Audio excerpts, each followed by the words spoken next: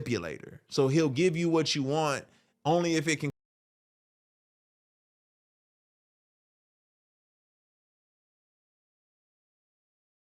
cause you more pain, right? He'll give you the heroin, but he wants you to overdose. So he'll relieve that pain for a second so that he can get a worse outcome in the future. And then have you been to these parties personally? Have you seen them? You can't get. That's a Doggy Diamonds question. Shout out Doggy Diamonds. Right. Shout out Doggy Diamonds. You can't make it to the real party because somewhere if you're not a homosexual, they got a filtering out process. Yeah. So they'll send a stylist. They'll have you out and about because they trying to drug you. So you be in a studio session late at night and they'll see if you a meatball, yo bro, here hit this blunt. You ain't see the blunt get rolled, or yo bro, take this drink right here. And you like, hold on bro, listen homie, I ain't with that. And some dudes that get drunk, like I've been in studios with artists, famous artists, and I seen take a bottle that wasn't theirs and they in the studio all woozy. I'm like, I'm out. I don't know what happened to that person after, but that shit didn't, it's like trying to get a chick drunk because we want to pop.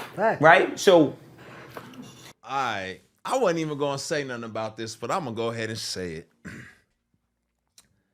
I've been to a couple Diddy parties. Now, I'm risking a lot by saying this because I know as soon as I say that, all the assumptions are gonna come in and if I don't say evil things were taking place, then I'm covering for them. And if I do say evil things were taking place, then I'm one of them ones like, yeah, Lecrae, expose it. You know what I'm saying? And I've been to lots of parties. I've been to Jamie Foxx. I've been with Snoop, T.I. Like I've been to lots of places. Here's what I'll say. There are people who will test you. There are people who will see how far your limits are.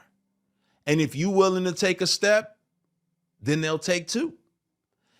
I, in my personal experience, never saw anything where someone was like, you can't move any further unless you do X, Y, or Z.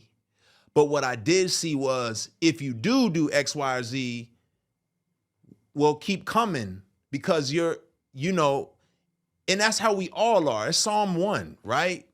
It says, blessed is the man who does not walk in the counsel of the wicked, who does not stand in the way of sinners, who does not sit in the seat of mockers. You start walking, they gonna walk with you, and now you find yourself standing. They like, oh, you stand? Well, if you stand, come sit. Now, next thing you know, you're sitting. And so it was never a situation where I felt forced to sit. It was a situations where I was asked, do you stand? Do you stand? And I'm like, I don't stand. Oh, okay, cool. And then I was left alone. It's like, oh, he's not about that life. He's not with it. I'm leaving him alone. And this is what I'll say, and I won't say whose party I was at or what party, but this is a crazy situation, right? I was at one of these parties, and for me, I'll be honest, it was a mix of work, because this is oftentimes where you go to connect with people, where you go to meet people, and I have met people here, and I have built bonds, and they have said, I have met actors and celebrities who said, man, thank you for being here. I needed your presence here. You're the reason why I know God is walking with me. And we've had conversations since where they're like, man, thank you so much. I appreciate you. Because how you going to be a light if you never in the dark? Now, if you cannot handle being in the dark, stay up out of certain places, right? Don't play tug of war by yourself. I never went to these events by myself. I was always with people who were walking in the light, and we always had a mission.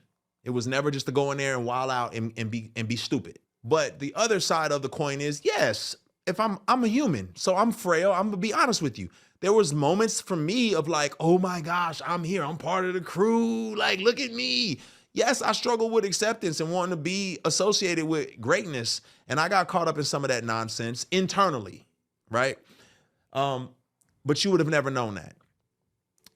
What I will say is that one particular party, lots of big names, there was an artist there who said, hey, Lecrae, around 1 a.m., make sure you're not here. And I was like, what? You just don't want to be here at 1 in the morning. And I was like, now my pride kicked in like, yo, you don't know me. Like, you know what I'm saying? Like, I can handle myself. Like, I'm not some little church boy who ain't never seen nothing. Like, I'm good. Like, you know what I mean? Like, what you talking about? Well, it's probably 12:30. I'm downstairs.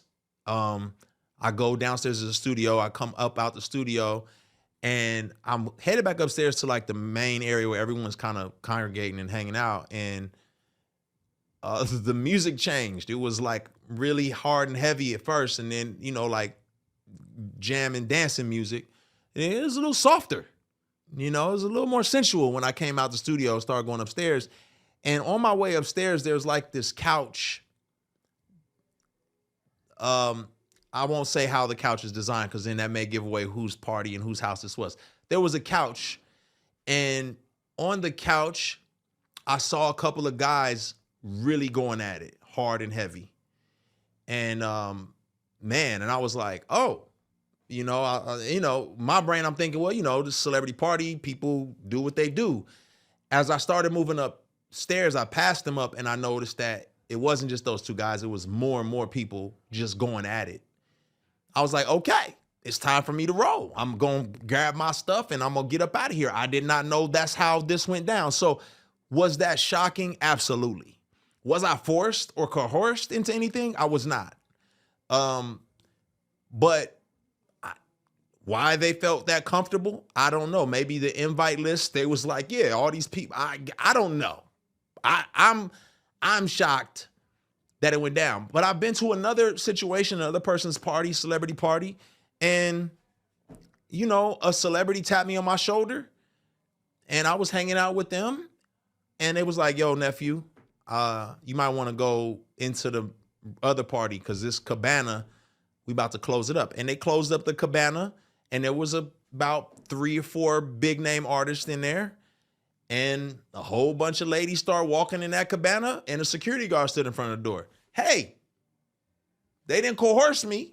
They didn't ask me to come in. And everybody said, you probably should not be in this cabana. You probably just want to go back out there with the cocktails and the hanging out and the hobnobbing.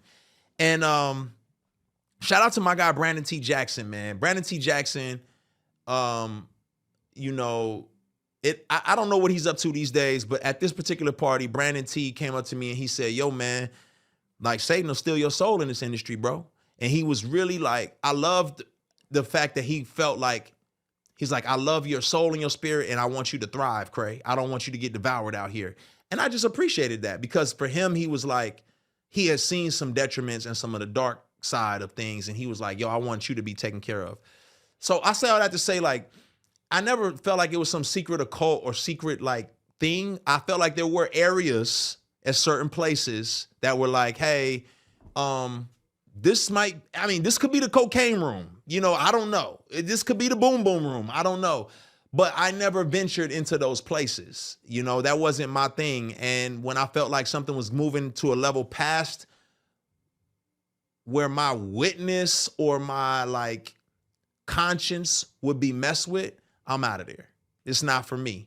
But somebody got to be in these places and spaces, right? Like somebody got to be there, you know, to be, you know, in these environments. Now, I'm not saying somebody got to be at the strip club or don't misconstrue my words. What I'm saying is someone has to be in environments where people congregate and you can get to know them and you can build relationships. You know what I'm saying? These were not like, it's not just wild and people hanging from the ceilings everywhere. It's really just people hanging around by the pool, talking, having conversations. Some people dancing, some people walking.